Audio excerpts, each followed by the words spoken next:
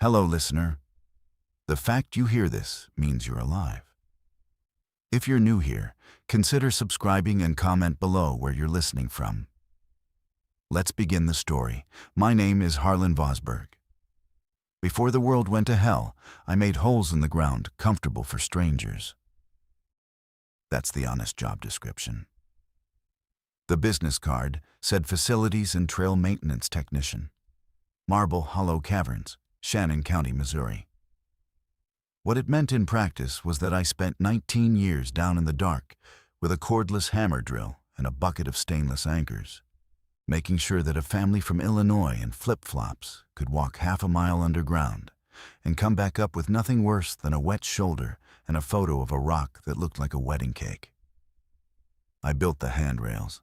I set the stanchions, drilled the epoxy anchors into the flowstone shelf where the trail narrowed, torqued every nut to spec, and then went back a month later and checked them again because limestone sweats and stainless creeps and nobody in a flip-flop is going to catch it before it lets go. I laid the walkway, 240 feet of galvanized grating on adjustable pedestals, so the trail floated over the stream bed instead of stomping it flat. I ran the lighting, and that's the part I was actually proud of, because the lighting was not just wire. Anybody can put a bulb in a cave. The trick was to put it where the eye wouldn't find it, aim it so the shadow did the work, and warm the color just enough that a passage that is 56 degrees and dripping and older than every human thought ever had would feel, for about 11 minutes, like a room somebody had made for you.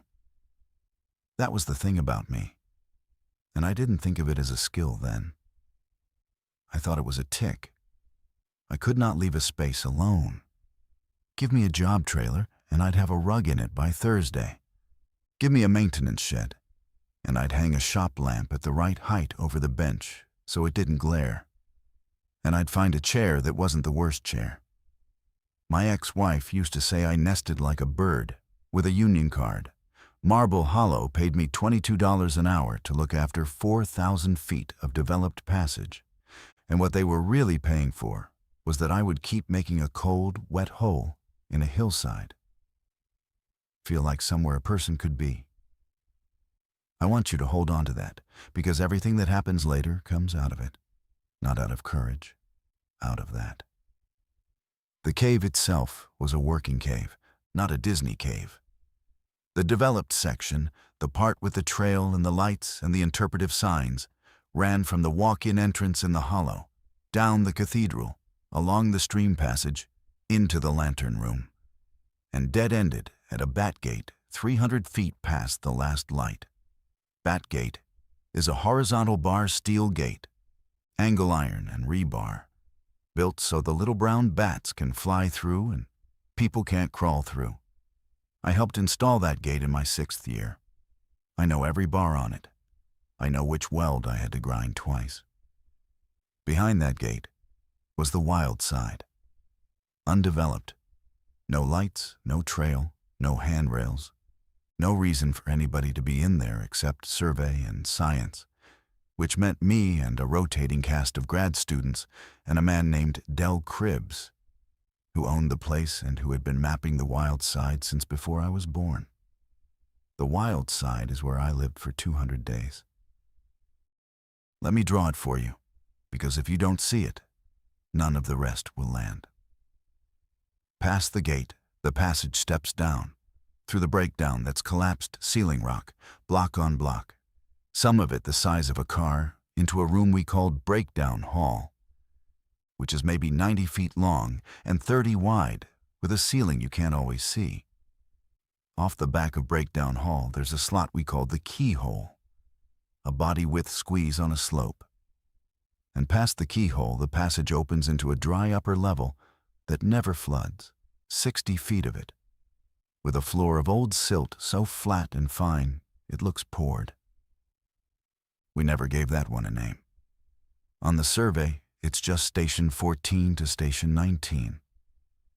And at the far end of that dry level, a chimney goes up, 41 feet near vertical, with a bell at the top.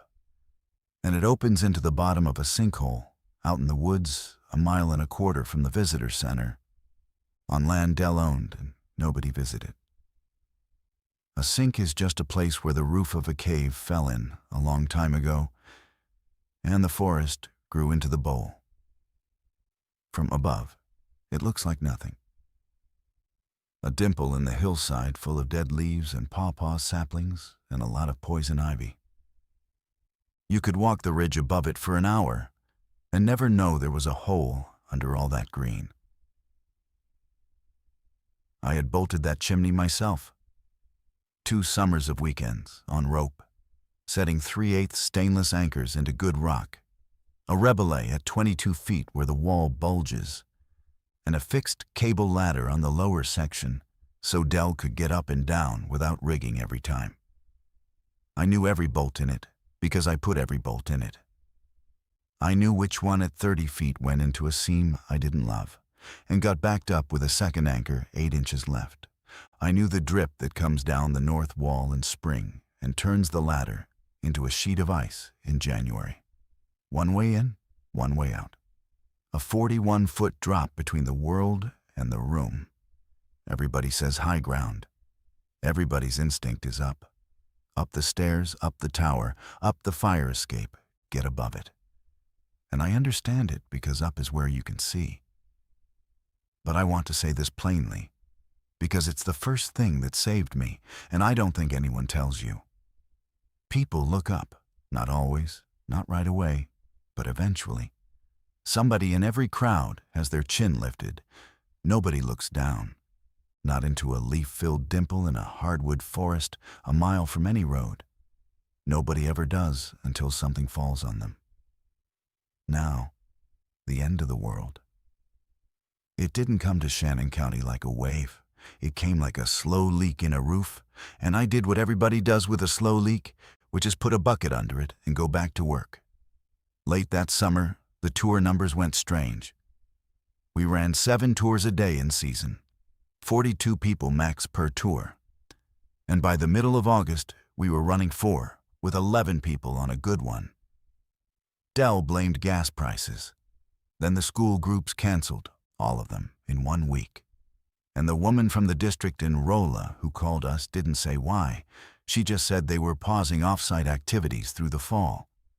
And her voice was flat in a way that stuck to me. Then the little things. The trash pickup came on a Tuesday instead of a Friday, and then didn't come at all. The pharmacy in Winona put a paper sign in the window about limits on certain items, and then a bigger sign about limits on all items. 2 ambulances went past the highway turnoff in 20 minutes, and around here you can go a week without seeing one. The animals I noticed because of the bats. In September, the count in the lantern room was low, and I told myself it was white nose, which had been eating our colonies for years anyway. But in October, the deer came out to the field by the visitor center in the middle of the day and stood there. Deer are dumb, but they aren't stupid, and they don't stand in an open field at noon looking uphill for an hour. Something on the ridge was moving that they didn't like, and I never saw what it was. Dell shut the cave down on a Wednesday. He didn't call it a closure. He called it a maintenance interval, because Dell Cribbs was 76 years old and had run that business through 2 floods and a recession and a lawsuit. And he was not going to write the word closed on a sign with his own hand. And here is where my end of the world diverges from everybody else's. And I've thought about it more than is good for me. With the tours shut down, we had a window to do the work you can never do in season. The stream sump at Station 9 had been silting in for 3 years, and Dell wanted a survey pushed past it before the water table came up in spring. So on a Thursday, in the last week of October, Dell and I and a hydrology grad student named Marisol Quintanar went through the bat gate with 4 days of food, 3 dry bags of gear, and a bounce plan. And we shut the world off behind us. You lose it fast down there. No signal. Obviously, a mile of rock will do that. But it's more than the phone. There's no light change, no traffic sound, No sky, no weather. The air is 56 degrees and 98% humidity, and it is 56 degrees and 98% humidity at 3 in the afternoon and 3 in the morning in July and in February. Your body stops keeping time. You sleep when you're tired, and you eat when you're empty, and you work in between. And the only calendar is the notebook. We were down 5 days, not 4, because the sump push went better than we expected, and Dell got greedy, which he had a right to at 76. I came up the chimney first, on the fixed ladder, because I always went first. It was a little after 10 in the morning by my watch. I got my head over the lip into the bowl of the sink, and I remember I was thinking about a cheeseburger. That's it. That's the whole content of my mind. At the moment, the world ended for me. I wanted a cheeseburger from the Casey's in Winona, and I was annoyed that it was Tuesday, and I had missed my dentist appointment. The first thing I noticed was the smell. And it was wrong in a way I couldn't file. Not rot exactly. Rot with something chemical under it, like a burn barrel that had been fed something it shouldn't have been fed. In a hardwood forest in late October, the air is supposed to smell like wet leaves and hickory. This smelled like a wet dog and a struck match. The second thing was the quiet. No cars on the county road, which is a mile off and which you can normally hear as a hush under everything. No crows. There are always crows. We walked the ridge back toward the visitor center, and we didn't talk much, because you don't talk when your body has decided something is wrong before your brain has agreed to it. The parking lot told us 11 cars in a lot that should have had 2, and they were parked the way people park when they have stopped caring about lines. Doors open on 3 of them. A stroller on its side by the gift shop steps with one wheel still turning in the wind, which is the kind of detail you don't believe until you see it, and then you never stop seeing it. We got as far as the maintenance shed, which sits up on the bench above the lot, and that's where Dell put his hand on my chest and stopped me. Down at the far end of the lot, there were maybe 9 people around a pickup with the tailgate down. From 200 yards, in that first second, it read as a group of people helping somebody, crouched, gathered, working over something on the tailgate together. That's what my eyes told me, because that's the only picture my brain had in stock. Then one of them stood up and turned around, and there was a length of something hanging out of his mouth, and he did not use his hands to deal with it. He just turned in a slow circle with it hanging there, and then he walked into the side of the truck, and he didn't stop walking. He kept stepping into the panel like a wind-up toy in a corner, and the ones on the tailgate never looked up at him. Marisol made a sound, not a scream, sort of a hiccup, and 2 heads at the tailgate came around at once. Not fast. That's the thing nobody gets right. They didn't sprint. They came off that tailgate and started toward the sound at a walk that never varied and never stopped. Over the curb, through the landscaping, through the little decorative fence Dell had paid $400 for. And the fence went down, and they came through it, and one of them fell over the pieces and got up wrong, on the ankle, and kept coming on the ankle. That's the horror, not the speed, the not stopping. We went back up the ridge, 200 yards of hardwood and rock, and they were still coming. And Dell was 76, and he could not do 200 yards of hardwood and rock at speed. And I want to be honest with you about this next part, because I have not been honest about it out loud to another living person. I had a decision at the top of that ridge, and I made it in about a second and a half. Dell said go, and I went. Marisol went. Dell turned back down the slope toward the shed with a survey rod in his hands, which was the only thing he was carrying. And he was still going down when we lost sight of him. I don't know what happened to him. I have a guess. I'm not going to dress it up as a sacrifice or a last stand. He was old and slow, and he knew it, and he made a math problem out of himself, so the two of us would clear the ridge. And I let him, that's all. I let him. Marisol and I went down the chimney and sat in the dark at the bottom of it for a long time, and neither of us said anything at all. She left 4 days later. She had people in Rolla, and she was 26 years old. And there is nothing in this world that will keep a 26-year-old from going to her people. I gave her the truck keys, half our food, a map with the low water crossings marked, and I told her the things I thought were true, which were, stay off the highways, don't go into a building you can't see all the way through, and don't drive at night with headlights on. I stood in the sink and listened to her walk away up through the leaves, and that was the last time I saw her. And I'm going to leave that there, because this story doesn't end with me finding out. Then I was alone with a hole in the ground and a choice. Here's the reasoning, and I want to walk you through it exactly the way I actually did it. Because the movie version of this is a man with a jaw and a plan, and that is not what happened. What happened is I sat on a rock and argued with myself for 2 days, and I was scared the whole time, and my hands shook when I ate. Option 1 was to go. Take the truck, drive somewhere organized. There were rumors on the radio, before the radio stopped being useful, about staging at Fort Leonard Wood, about a corridor on I-44. And that's a real option, and for a lot of people it was the right one. But I did the arithmetic.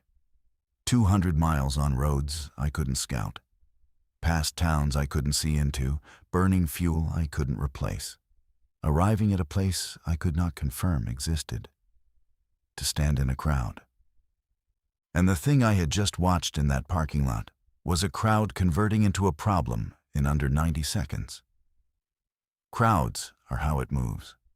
Crowds are the mechanism. Driving toward a crowd because it's on the radio is the same as driving toward a fire because it's warm. Option 2 was the visitor center. Solid building, generator, propane, a well, a commercial kitchen with a walk-in. And that's the option that feels right. And it's the one that kills you. And here's why. A building is a box with a lot of holes in it. Doors, windows, vents, a loading dock, a roof hatch, a soffit. I had personally cut 3 penetrations in that building's envelope to run conduit. To hold that building, I would have to hold 22 openings, forever, alone, awake. And I would be doing it in a place with a sign on the highway and a parking lot visible from the county road. Every hungry person in 3 counties would eventually try that door. And every one of them would be right to. Option 3 was the cave. And on paper, the cave is terrible. It's 56 degrees, which is not cold enough to kill you, but is exactly cold enough to kill you slowly if you're wet. And you are always wet. It's 100% humidity, which means nothing dries, ever, including you. No sun, so no growing anything, and no vitamin D. No signal, no visibility. If something goes wrong, there's no one and no exit. But one entrance, one. A 41-foot vertical shaft with a fixed ladder I could pull up behind me. At the bottom of a leaf-filled sink, a mile from any road.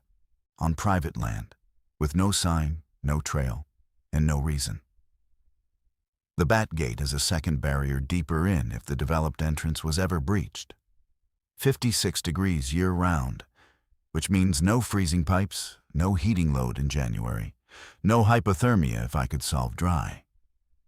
Water that comes out of the rock filtered by 100 feet of limestone. Total light discipline by default, because there is no light down there to leak. And this is the part that decided it. Those things I watched in the parking lot are pattern followers. They go where sound goes and where other ones go, and they flow downhill along roads and stream beds, because that's where the walking is easy. They do not solve problems. They do not climb 41 feet of overhanging limestone. They cannot manage a rebelé. I had watched one of them walk into the side of a pickup truck for a full minute. It did not feel like a survival movie. I want to say that clearly. There was no music. I sat on a rock in a maintenance shed, and I made 2 columns on the back of a work order, and 1 column was longer. And then I threw up, and then I started. The list went on the back of that same work order, in carpenter's pencil, in priority order, and I still have it. 6 words at the top, underlined twice, which came to me on the 2nd day, and which I later painted on a slab of plywood, and hung where anybody standing in that room would see it. Heat, water, food, power, access, waste. 6 words. That's the whole religion. Everything I did for 200 days was one of those 6 words wearing a costume. I gave myself 9 days to scavenge, and it took 11. I worked at first light, and I was underground by 10 in the morning, every day, because the ones that were around moved more in the afternoon warmth, and I didn't want to find out why. The visitor center first, because I had keys, and it was mine. Out of the gift shop, every candy bar, all the trail mix, 4 cases of bottled water, the entire back stock of hand warmers, 6 sweatshirts that said Marble Hollow Caverns in a font I had always hated and would come to love, and 11 wool blankets from the Christmas display. Out of the kitchen, the walk-in's dry stock, which was mostly bulk rice, bulk oats, cans of chili, 4 number 10 cans of coffee, and 22 pounds of frozen ground beef I processed into jerky in the shed over 3 days using the propane grill and a box fan, badly, and which kept anyway because I salted it like a lunatic. Out of the maintenance shed, which is where the real value was, my Hilti drill and 4 batteries, 200 stainless anchors, 120 feet of 11mm static line, 3 ascenders, 2 descenders, 8 carabiners, the spare cable ladder, a come-along, a chain hoist, 40 feet of chain, a full set of hand tools, 3 tarps, 4 rolls of 6mm poly sheeting, 2 cases of construction adhesive, a caulk gun, and 11 sheets of 2-inch rigid foam insulation that had been sitting under a tarp behind the shed for 2 years because Dell over-ordered on the office remodel. That foam saved my life. I'll come back to it. Out of the electrical room, the entire lighting inventory, 60 feet of 12-volt LED strip, 22 low-voltage fixtures, 400 feet of 18-2 wire, 3 chargers, and the 2 deep-cycle marine batteries out of the emergency lighting cabinet. Off the roof of the ticket kiosk, 200-watt solar panels and a charge controller, which took me a full day with a socket wrench and a lot of nervous looking, because the kiosk roof is the highest thing in that hollow and I was on it in daylight. Then the hard part, which was other people's places. 3 cabins on the Dell property line and a hunting camp 2 miles east on the Forest Service Road. I'm not going to pretend about this. I took a wood stove out of a cabin whose owners I knew by name. It was a little Vermont Castings box stove, 210 pounds, and I got it out on a furniture dolly and a plank ramp, and a lot of profanity. And I left a note on the counter with my name on it, and what I'd taken, and where I could be found, which in hindsight was either decency or the stupidest thing I did all year. Probably both, from the same cabins. 8 feet of 6-inch double-wall insulated stovepipe, 3 lengths of single wall, a chimney cap, a full cord of split oak under a tarp, a cast iron kettle, 2 5-gallon jerry cans of kerosene, a 2-burner Coleman, 9 1-pound propane cylinders, a chainsaw with a bad chain, 4 rugs, and a green corduroy armchair I could not justify then, and can justify completely now. The hunting camp gave me a 280-gallon water tote, 4 cases of canned goods, a hand-crank grain mill, a .30-30 with a partial box of shells I have never once fired, and a first aid kit with an intact suture set. Getting it all down a 41-foot shaft took 8 days by itself. That's the part the movies skip. There is no montage.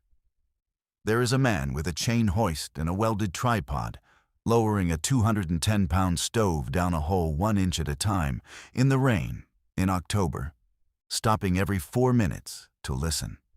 I rigged the haul line off the bell at the top of the chimney where the rock is solid, backed it up to a second anchor 8 feet away, and everything heavy went down with a tagline on it to keep it off the wall. The stove took 4 hours. The last thing I did on the surface on the 11th day was the entrance. I built a lid, cut a frame of pressure-treated 2x6 to fit a shelf I anchored just under the lip of the shaft, decked it with 3/4 plywood, glued 2 inches of foam to the underside for a thermal break, and then covered the top with a roofing felt, a bed of soil, leaf litter, and 2 live pawpaw saplings I dug up and replanted in a shallow tray on top of it. From 10 feet away, it was forest floor. From 2 feet away, it was forest floor, with a seam. The lid weighed 140 pounds, and it lifted on a counterweight. A 5-gallon bucket of chert on a rope over a pulley so I could raise it from below with one hand. Then I went down and pulled the cable ladder up after me and coiled it on a peg. And I sat in the dark in the bottom of the chimney with all my worldly goods stacked around me in dry bags. And that was the first night. I'd like to tell you I slept. The first night in a cave alone is not like the first night anywhere else. It isn't the dark, because you've got a light, and the dark obeys the light. It's the sound. A cave is never quiet. There's drip, which never stops and never keeps time. So your brain keeps trying to find the pattern, and never can. There's the stream, 400 feet away and 2 levels down, which sounds exactly like a car on gravel. And there's the breathing. Caves breathe. It's a real thing, not a poetry thing. When the outside air pressure changes, the cave equalizes through its openings. And a cave with a big volume and a small opening will push or pull air for hours. Marble Hollow inhales through the chimney when a front comes in and exhales when it lifts. And you can feel it on your face, a slow, steady draft that changes direction over the course of a day, like something turning over in its sleep. That first night it was exhaling. And I lay in a wet sleeping bag on a silt floor with 210 pounds of stolen wood stove next to my head and listened to a hillside breathe on me. And I thought, I have made a terrible mistake, and I have made it very thoroughly. Then it got light out somewhere, and I couldn't tell, and I got up and went to work. Wet was the first enemy on the list. And it took me a while to understand that, because everybody thinks cold. Cold I had solved for free. 56 degrees is a chilly basement. You can live in a chilly basement in a sweatshirt forever. But 56 degrees at 98% humidity is a different animal, because water conducts heat out of you 25 times faster than air does. And at that humidity, nothing you own is ever going to be dry, including the inside of your sleeping bag, including your boots, including your skin. Give it 3 weeks and you get trench foot. You get fungal rot in every fold you own. You get a cough. And the cough is the one that ends you because there's no antibiotic coming. So the whole build was one idea. Make one small volume of that cave dry and keep everything else as it is. I picked the room past the keyhole. Station 14 to 19. 60 feet long, 12 to 15 wide. Ceiling at 8 to 11.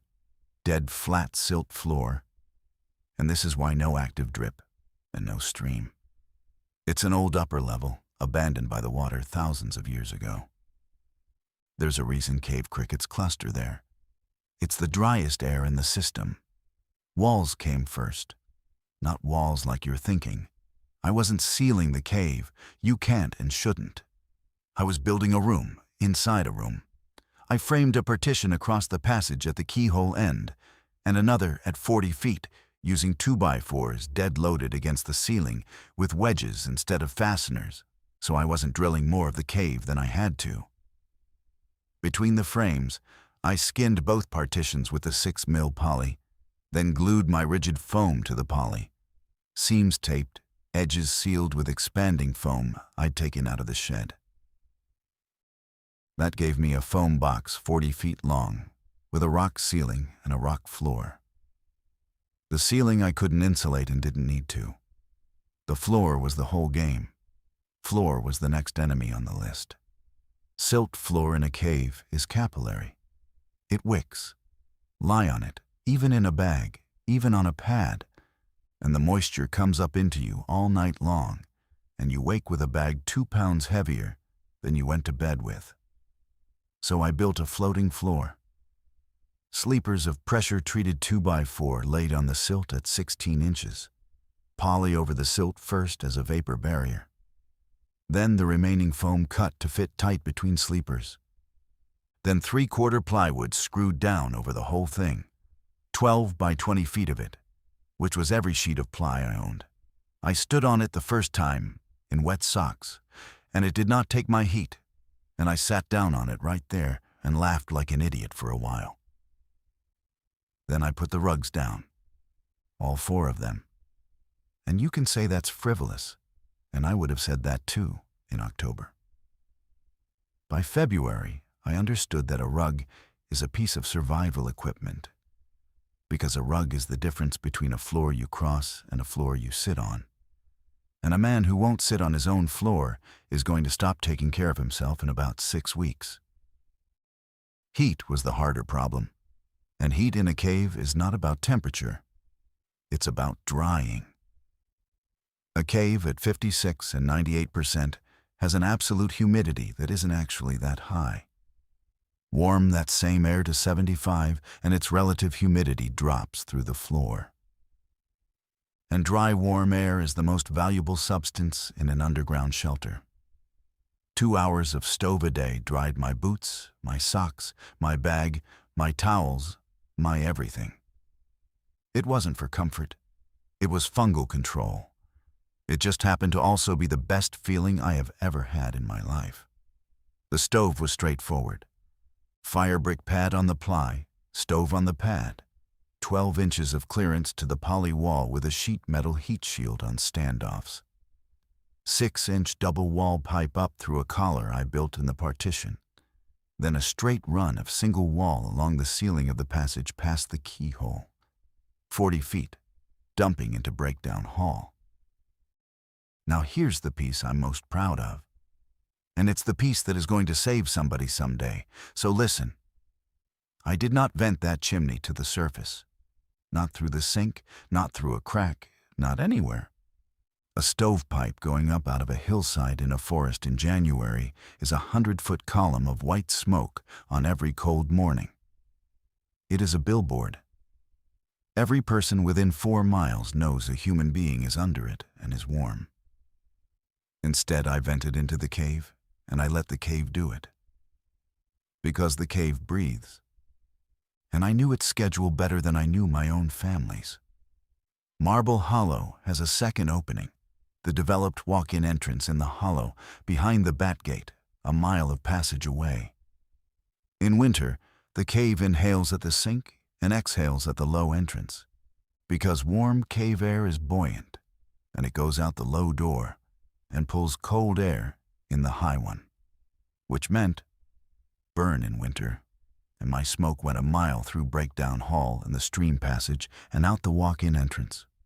Cooled, dispersed, filtered through a mile of wet rock, and came out of a cave mouth as a haze that looked exactly like every cave mouth. In the Ozarks looks on a cold morning, because that's what cave mouths do. They steam. In summer, it reverses. So in summer, I didn't burn. In summer, I used the 2-burner and the propane, sparingly. And I ran a dehumidification cycle instead, by opening the poly partitions on the driest days and running a 12-volt computer fan. I want to be clear that I tested it. Carbon monoxide is not a thing you guess about. I had a battery CO detector out of the visitor center office, and I put a second one in the sleeping area. And I lit that stove the first time, with both partitions open and the lid off the shaft, and me sitting at the bottom of the chimney with a rope on, ready to go up, watching that meter for 2 hours. It never came off zero. Draft was strong and steady the whole burn, because a 41-foot chimney and a mile-long exhaust passage make a hell of a stack effect. But I checked that meter every single burn for 200 days, and I never once got casual about it. Casual is how you die in your sleep with a book on your chest. Water came next, and water was almost free, which felt like cheating after the stove. There's a drip line in the passage 20 feet from the keyhole, a seam in the ceiling that gives about 40 gallons a day in wet season and maybe 6 in dry. I hung a length of split PVC gutter under the seam on wire hangers, sloped it, ran it to a downspout into the 280 tote. Took an afternoon, filled the tote in 9 days. But cave water in karst is not automatically clean water. And I need to say this, because the romance of it will get somebody sick. Karst means the surface drains straight into the rock through sinkholes and fractures with almost no filtration in some places and a lot in others. Water that fell on a pasture with cows on it Tuesday can be dripping off your ceiling Thursday. It looked like glass, and it could have had anything in it, so. Everything through a ceramic gravity filter I'd taken out of the break room, and everything for drinking or cooking boiled on top of that during the burn hours anyway, because the stove was hot and the kettle was there and it cost me nothing.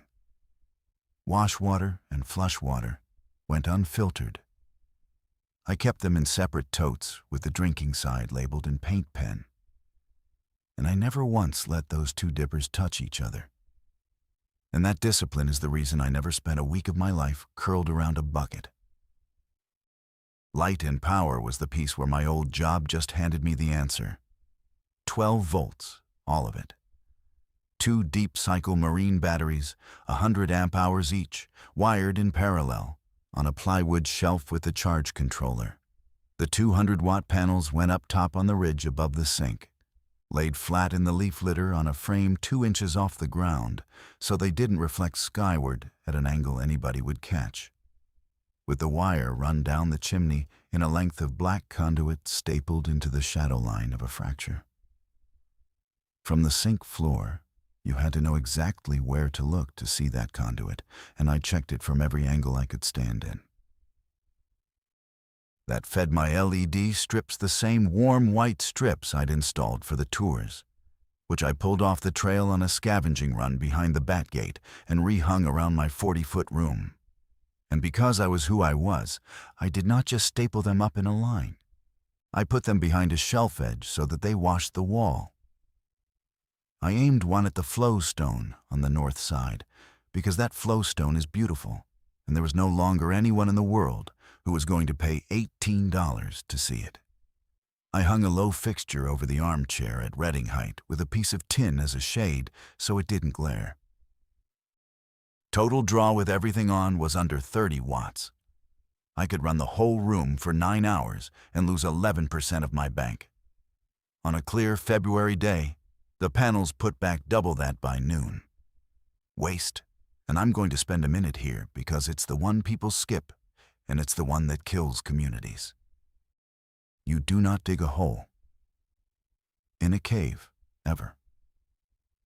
There is no soil biology down there to break anything down. The temperature is too low, and everything you put in the ground goes into the water, which is the same water dripping into your tote and the same water coming out of the spring 3 miles downstream where somebody's kid is drinking.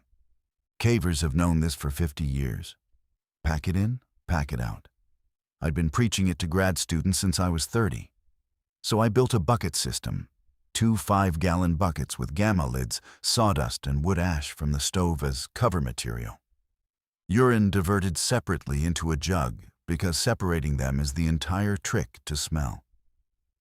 Solids went into a sealed ammo can when the bucket filled. And every 10 days or so, I hauled the can up the chimney on their haul line at first light. and carried it 400 yards northeast to a natural crevice in a limestone outcrop that drains to a different watershed entirely. And I buried it there under rock. That trip was the most dangerous thing I did on any regular basis. More dangerous than the Raiders, statistically, because I did it 20 times. Every trip out is a trail. I never used the same route twice. I never went in wet weather when I'd leave prints. And I brushed the leaf litter behind me at the sink lip every single time with a piece of cedar branch I kept hanging by the lid. Access control was last and simplest, because I'd already built it without meaning to, 19 years earlier. The fixed cable ladder came off the wall entirely. I unbolted the lower 30 feet of it and coiled it on a peg in the dry room. What was left was 11 feet of ladder at the top, which is nothing, and 30 feet of blank overhanging limestone below it. Every entry and exit was on rope, on my own gear, with the rope pulled down behind me. The Rebelay at 22 feet stayed, because I'd want it if I ever had to come up fast in the dark. Then, at the bottom of the chimney, I built the choke point. Breakdown hall to the keyhole is a slope of loose block, and the keyhole itself is a body-width slot on that slope, and I improved it the way you'd improve a doorway. Steel bar grate across the low side, hinged with a drop pin. Anything coming from the developed side of the cave had to come up that slope in the dark and get through a 2-foot slot one body at a time. I could hold it with a pry bar, a single defensible choke point, one way in, and only one place to stand and stop it. Everything I built for 200 days was some version of that idea. High ground where I could get it, low ground where high ground didn't exist, one way in and one place to stand. And then, having built all of it, I lived in it. And this is the part of the story I've never known how to tell. Days settled into shape faster than I expected. Wake in the dark. Lie there listening. Check the CO meter. Check the battery voltage on the panel meter I'd wired at the head of the bed. Light one strip at 10% for an hour, because full light straight out of sleep felt like an interrogation. Coffee on the stove during burn hours, oats, then work. There was always work. That was the mercy of it. Hauling a cord of oak down a 41-foot shaft in split bundle bags took me from November into January at 2 hours a day. Water, filter maintenance, battery equalization, rotating stock, patching the poly where the cave crickets chewed it, which they did, constantly, repairing boots, sharpening, reading, because there were 41 paperbacks in the gift shop, and I read every one of them twice, including a romance novel set in Cornwall that I would defend in court. And building. I never stopped building. I built a table with a lip on it. I built a bookshelf into a natural alcove, and it fit like it grew there. I built a drying rack over the stove out of conduit. I built a little bench by the keyhole so I'd have somewhere to sit when I sat listening, which I did every day for an hour, because listening was a job too. By day 60, that room was the nicest place I have ever lived. I need you to understand, I'm not being ironic.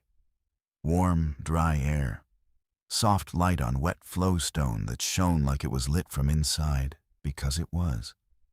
Because I lit it that way on purpose.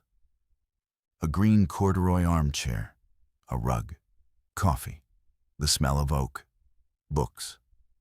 And under it and around it, the enormous patient silence of 100 million tons of rock that did not care about me at all, and would not change if I lived or died. Which is, if you get the angle right on it, the single most comforting fact available to a human being. No commute, no boss, no news, no phone, no rent, nobody wanting anything from me. And that's the trap. And it took me 108 days to see the shape of it. Here's how the trap works. Every single thing I built made the room better and made me smaller. The floor meant I didn't need to go up for a dry place. The stove meant I didn't need to go up for warmth. The catchment meant I didn't need to go up for water. The panels meant I didn't need to go up for power. The stores meant I didn't need to go up for food. Every system I completed subtracted a reason to ever put my head above ground again. By November, I went up twice a week. By December, once. By January, I was going up every 10 days for the ammo can and nothing else. And I'd stopped taking the binoculars because there was no longer any point in looking at anything. In February, I caught myself resenting the waste run. Actively resenting it. The way you resent a dentist appointment. I had a logbook, ruled composition notebook, 1 line a day, date and weather guess and work done. And around day 90, the entries stop having verbs in them. They just say things like sorted line, fine. Day 94, fine. Day 95, fine. 9 days in a row of fine, which is not a log, that's a man's brain going flat. I want to tell you about day 108. It was March by my count, and I was up for the ammo can run at first light, which is when I always went. Cold morning, ground fog in the hollows, that hard, clean smell you get before a front. I'd come up the rope, swung the lid down, brushed my prints, and I was 50 yards northeast toward the crevice when I heard voices. Living voices. Not the sound the other ones make, which is not a voice at all. It's more like a mechanical wheeze with a person's shape around it. These were words. A woman's voice, and then a man's, answering it. And then a laugh. Cut off short, the way people laugh when they're afraid of the noise they just made.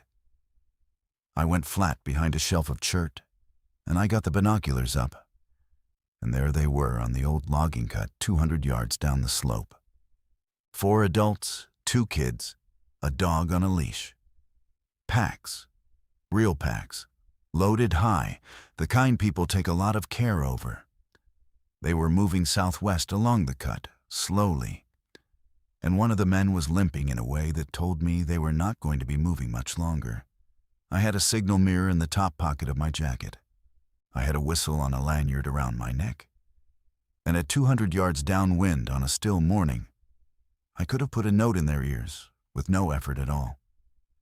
I had 6 months of food for one man. I had a warm, dry room with a floor and a rug and a stove and a filter and a bookshelf. I had a bench by the keyhole. I had, sitting in that hillside behind me, more shelter than any of those 6 people had seen in 100 days. And I had built every inch of it myself. And I could have fed them. And I could have dried them out. And I could have gotten that limping man's boot off before whatever was in there took his leg.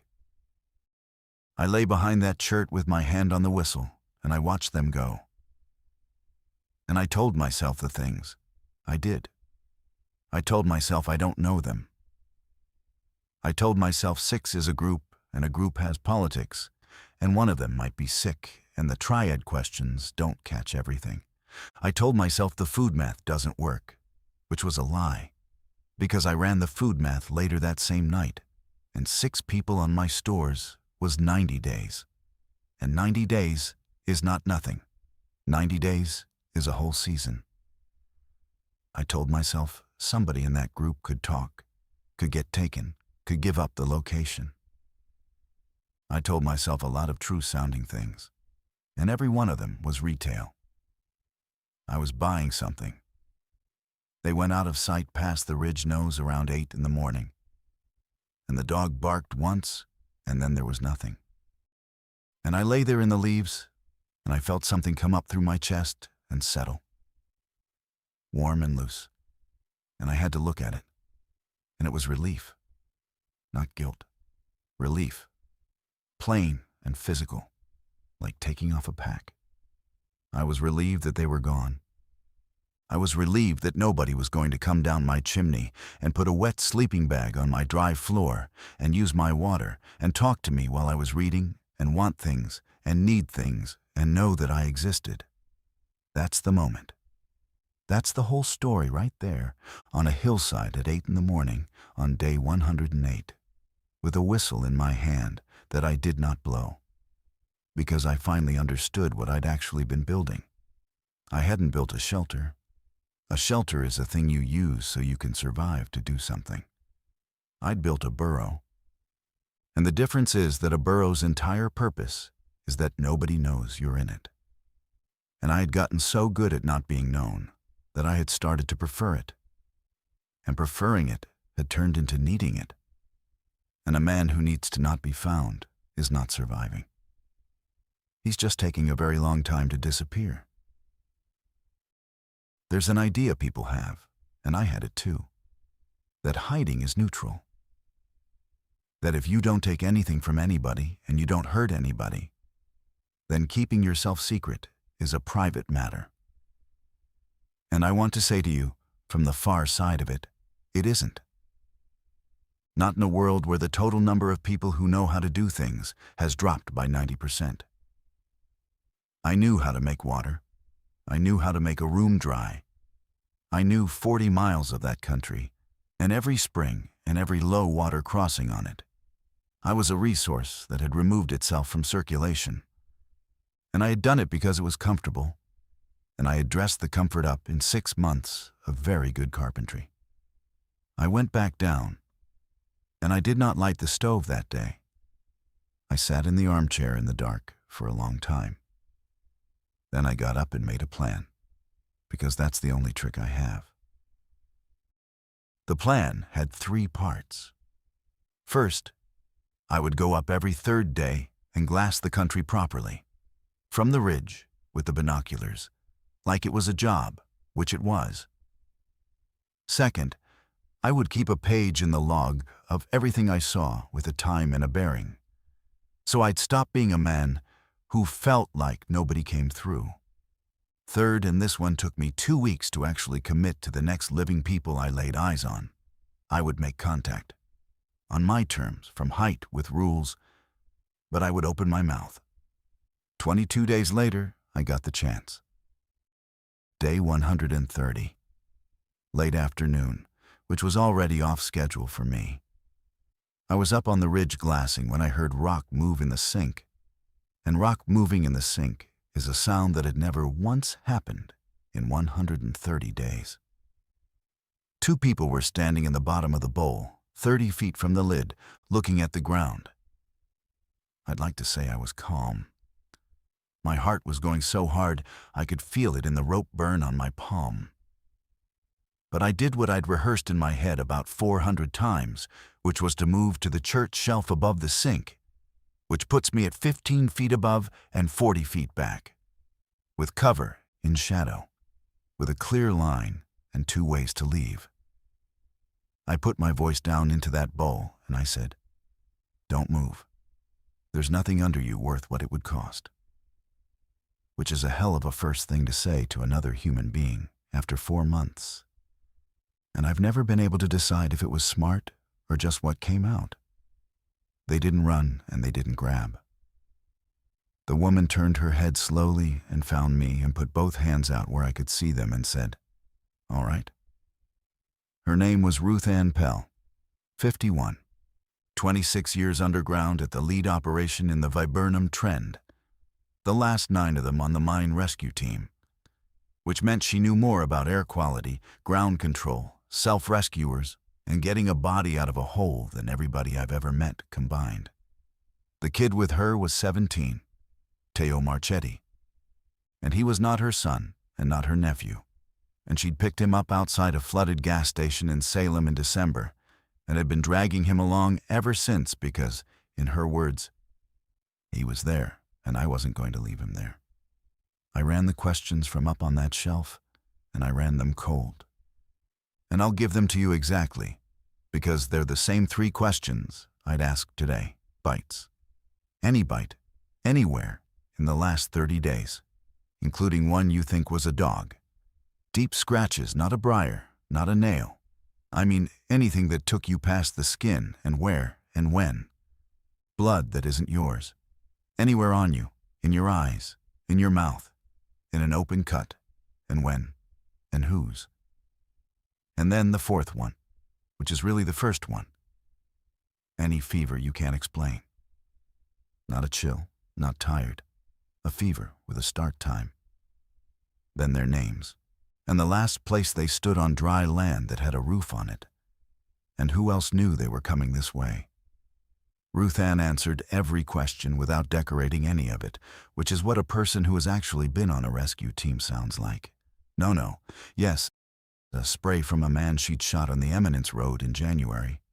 On her jacket sleeve, none on skin, jacket burned. No fever.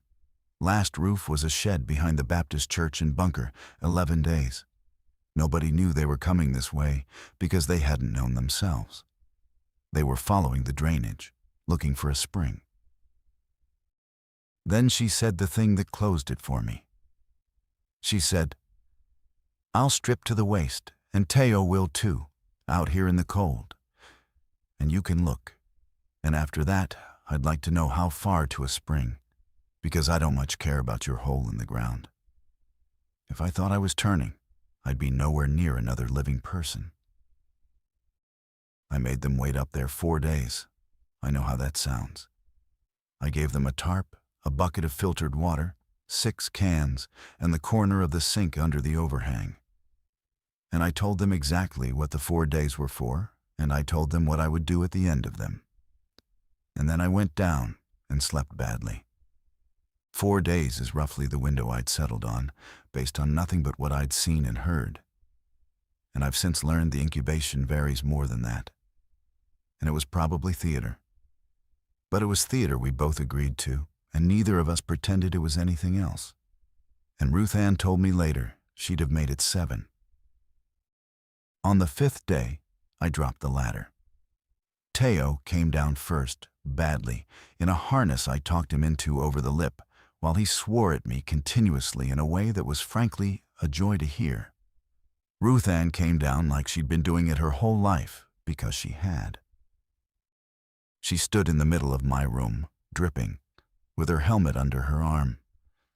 And she looked at the plywood floor and the rugs and the shelf lighting and the flowstone glowing warm on the north wall and the green corduroy armchair. And she said, "You're kidding me." And then she sat down on the floor, not a chair, on the dry, warm floor, and put her hands flat on the plywood, and cried for about 90 seconds, and then stopped and asked me what the stove's clearance was to that poly wall because she didn't love it. She was right. It was 1.5 inches tight. We fixed it that week. Having other people changed everything, and mostly it changed it by making me tell the truth out loud. You can be as crazy as you want alone. You cannot maintain 9 consecutive log entries that say fine when a 17-year-old is reading them over your shoulder asking what fine means. Ruth Ann rebuilt half my systems in a month, and every change was better. A second CO detector at floor level, because CO sits close enough to air density that it doesn't just rise the way people think. A written burn log start time, end time, meter reading, because that's what mine rescue does with everything.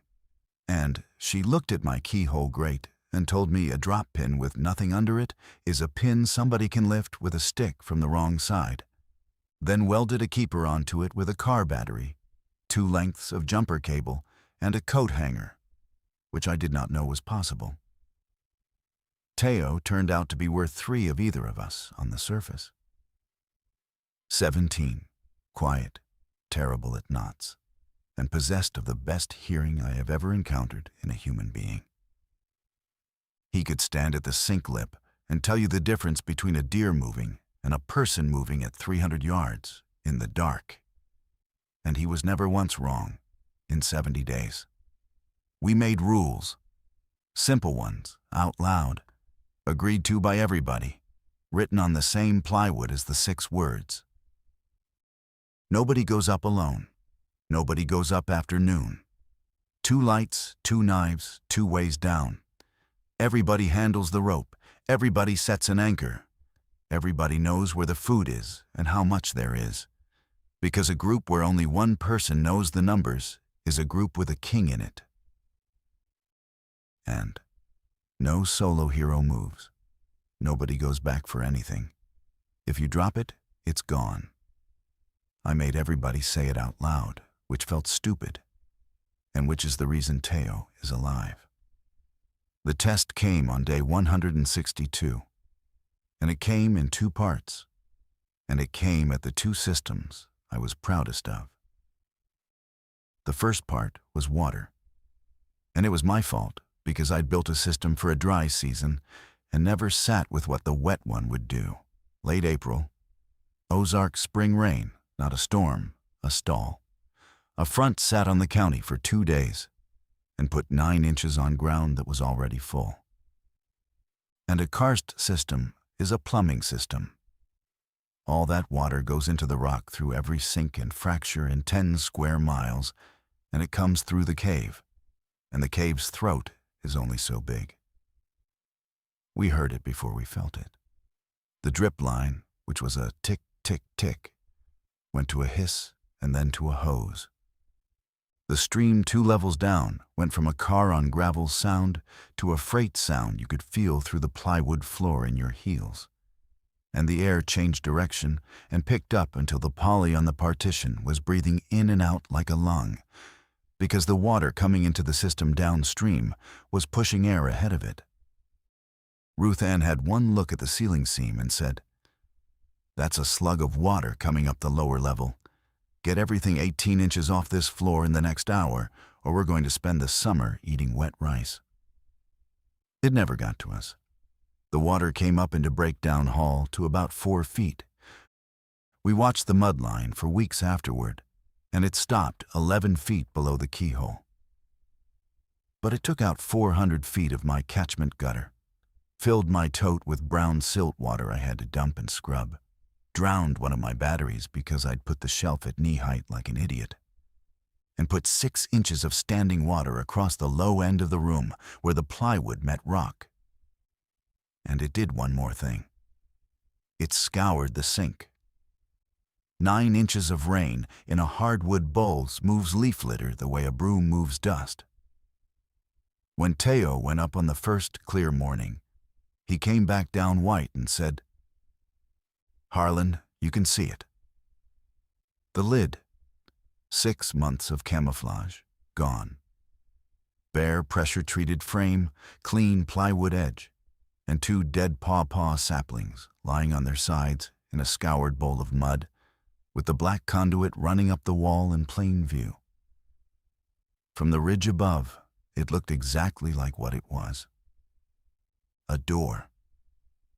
We had it recovered by dark, and it wasn't good enough, and we all knew it. They came 4 days later, 5 men and a woman, in 2 trucks, on the old logging cut at midday. We heard the engines from inside, which had never happened, and that alone told me how close they were. Teo went up the rope with the binoculars and came down and briefed us like a man twice his age. 2 trucks, 6 people, long guns on at least 3. Chainsaw running, they were cutting the logging cut open, which meant they weren't passing through, they were opening a route, which meant they meant to come back with something bigger. And they were working their way up the drainage toward the sink because that's what you do when you're looking for water in the Ozarks in spring. You follow the drainage. I want to tell you we did something clever. We did not. We did the thing we had spent 6 months building the ability to do, which is nothing. We pulled the rope. Not just the ladder, every inch of line off that shaft, coiled and stowed. So there was nothing hanging in that chimney but 41 feet of wet limestone. We killed every light. We shut the stove down 4 hours before, because a cold stove takes hours to stop smelling. And we scattered the coals and shoveled the ash into a can. We pinned the keyhole grate. We put everything metal on a rug so nothing could ring. and the three of us sat in the dark at the bottom of the chimney with our backs against the rock. And we did not speak for 11 hours. They found the sink. Of course they did. We heard them in it, boots in the bowl, that particular sound of wet leaves and mud. A man's voice saying something with a question in it. Another man answering. Somebody kicked the lid. You could hear it. A hollow knock came down that shaft like a drum note, and I felt Teo's whole body go rigid next to me. They got the lid up. Light came down the chimney, a rough oval of daylight 41 feet above us. And dust and grit came with it. And a man's silhouette leaned out over the hole and blocked half of it. And we sat in the dark, 11 feet under his boots, and we did not move. He put a light down. I watched the beam come down the wall. And here's the thing about a 41-foot shaft with a bell at the top, the wall overhangs at the 22-foot bulge, which is why I put the rebelay there. And a light from directly above cannot see past that bulge. His beam hit the bulge and stopped and went out sideways into the bell, and that was all he got. Black hole with a rock lip. He said something to the others and somebody laughed. And then a voice I'll hear forever said, "Clear as a bell down that chimney." Hell no, you go down there. And nobody went down there. They dropped a rock. It came past us, missed Ruth Ann's shoulder by about 2 feet, and hit the breakdown at the bottom and cracked like a shot. And Teo flinched so hard, he put his boot into a can, and it went over and rolled maybe 4 inches on the rug and made no sound at all, because we had put everything metal on a rug. They stayed in that hollow the rest of the day. They dropped the lid back on it carelessly, upside down, and we heard them working the drainage for hours, and then the engines, and then nothing. We sat there 4 more hours after nothing. Understand what won that? Not a gun. There is a .30-30 in that room with a partial box of shells, and I never fired it, and I'm glad. Because 6 people with long guns and a chainsaw will absolutely beat 1 man with a lever gun, every time, forever. What won was that the ladder was on a peg, the rope was in a bag, the stove was cold, the light was off, and the metal was on a rug. Every one of those is a decision made on a boring afternoon 3 months earlier by somebody who wasn't scared yet. Discipline is just fear you did the paperwork on in advance. They never got past the lip of that shaft.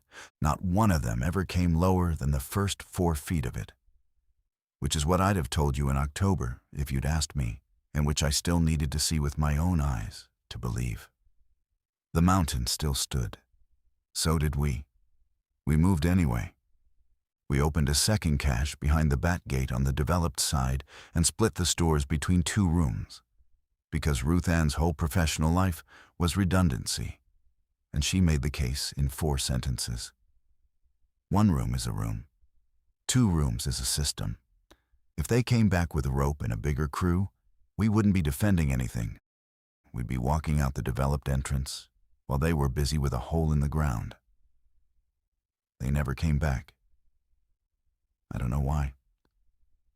I have a theory that involves the fact that the county road bridge at Jack's Fork went out in that same flood, and the logging cut they were opening dead ends against it. But that's a guess dressed as a fact, and I try not to do that anymore. Day 200 was in May. We knew it was day 200 because Ruth Ann had made me start keeping the log properly again, with real entries.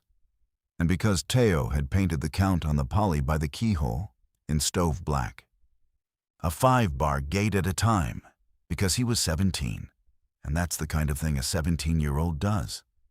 What happened on day 200 was that Teo, up on the ridge with the binoculars on a clear morning, heard a diesel that wasn't a pickup. Then he saw it. A convoy on the state highway 2 miles north. 6 vehicles, spaced properly, moving slow, with a fuel bowser in the middle of it and a water buffalo trailer at the back. And that's what told us. Not soldiers, not a flag, not a broadcast. A fuel truck and a water trailer in the middle of the formation, protected. Because raiders take fuel and water. Only an organization carries them for other people. We watched them for 3 days before we did anything, because we weren't fools anymore. They were running a route. Same time, same direction. A checkpoint going up at the junction with plywood and sandbags and a hand-painted board. On the 4th day, I went up to the ridge, and I sat there with the binoculars for a long time, and I had the same argument with myself I'd had on day 108, and I recognized every single move it made. Stay.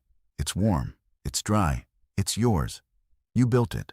Nobody down there is going to give you anything as good as what you have, and they will take some of it, and they will want things from you.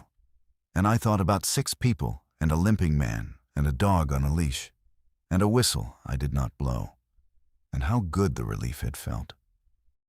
We walked down to that checkpoint on day 204. All 3 of us, hands out, slow, from the front, in daylight, calling out at 200 yards like you're supposed to. A National Guard sergeant with a clipboard asked me my name, and I said Harlan Vosberg. And he wrote it down on a paper list on a clipboard with a golf pencil. And I want you to understand that after 200 days of engineering my own non-existence, watching a stranger write my name on a piece of paper made me feel like I was going to fall over. That's it. That's the whole climax of my apocalypse. A man wrote my name down. I told him about the cave. Not everything, I'm not a saint. And I gave them the developed entrance, not the sink. I told them what it was. 56 degrees year-round. Dry rooms past the breakdown. 12,000 gallons of water a day in wet season coming through a rock. Defensible at a gate I could describe bar by bar because I built it. I told him I could make it hold 60 people through a winter with materials I could list. He didn't believe me. Then a captain came, and I drew it on the back of his map, and she did. They took 11 people up there before the first frost and 40 by Christmas. Ruth Ann runs air quality and ground control and will not let anyone light so much as a candle without a burn log. Teo runs the surface watch and has 4 kids under him now and is insufferable about it. And I did what I have always done, which is that I went in with a drill and a bucket of anchors and started making a hole in the ground, feel like somewhere a person could be. I put lights on the flow stone in the lantern room. I put a rug down in every sleeping bay. I do not apologize for either one. So, the rules, because you asked or because you're still here, which is the same thing. The 6 words were on that plywood the whole time, and they're on a board at the Marble Hollow gate now, and they haven't changed. Heat, water, food, power, access, waste. If you can name where each one of those comes from, and where it goes when you're done with it, and what you'd do if that source failed tomorrow, you have a shelter. If you can't name all 6, you have a hiding spot, and a hiding spot is a place you die in later. But I've got one more, and it's not on the board, because I've never figured out how to say it in one word. Every system you build to keep you alive will also, quietly, give you a reason never to leave. That's not a flaw in the system, that's what the system is for. But it means the better you get at this, the more carefully you have to watch yourself. Because competence and disappearance look identical from the inside. Both of them feel like peace. Both of them feel like being fine. 9 days in a row of fine is not a man doing well. It's a man going out. You may never stand at the bottom of a chimney like that one, with 100 feet of rock over your head and your own hand on a rope you pulled up behind you. Most of you won't. But you're somewhere right now, and it has doors, and I want you to do a few things, and none of them cost money. Learn your place. Actually learn it. Walk it and count the ways in, not the doors, the ways in, which includes the window, over the flat roof, the vent, the crawl space, the wall you share. Find out which one you'd fight for and which one you'd give up. Everywhere has one spot where the ground pinches down and one person can stand and stop a thing. And if you don't know where yours is, go find it this week. Then learn its noises.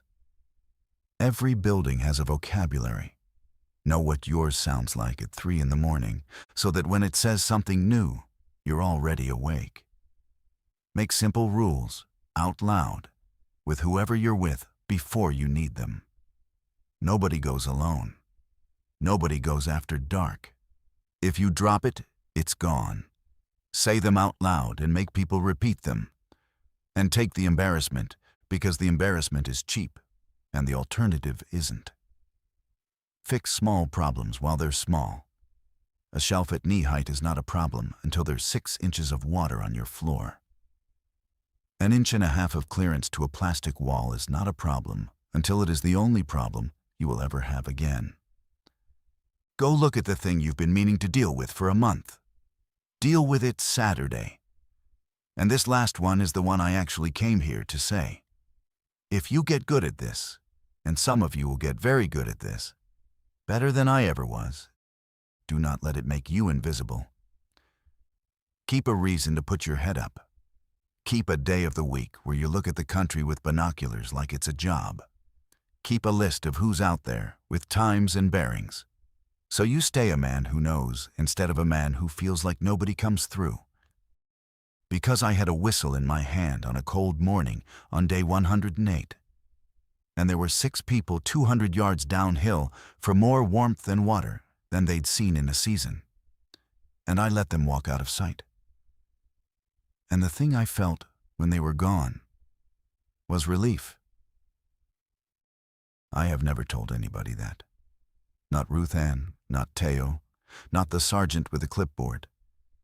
And the reason I've never told anybody isn't the whistle. I could explain the whistle. 6 strangers, a limping man, my food, my rules. I could make that argument in front of anyone, and most of them would nod. It's that those were the best 200 days of my life. The worst season in the history of everybody I have ever known. The season that took Del Cribbs on a hillside with a survey rod in his hands. The season that took whatever it took from you. And I was down there with a warm, dry floor and a good chair and soft light on a wall of flowstone. And I was happy. Not surviving. Not enduring. Happy, in a way I had not been happy in a marriage or a job or a whole ordinary life above ground. And part of me is still down there and would go back tonight. That's the residue. Not fear, not grief. The shame of having been happy in it, and of knowing exactly how quiet a life has to get before it starts to feel like peace. So put your head up, even when it costs you, especially then. If you enjoyed the story, please like, subscribe, and comment where you're listening from. See you in the next one.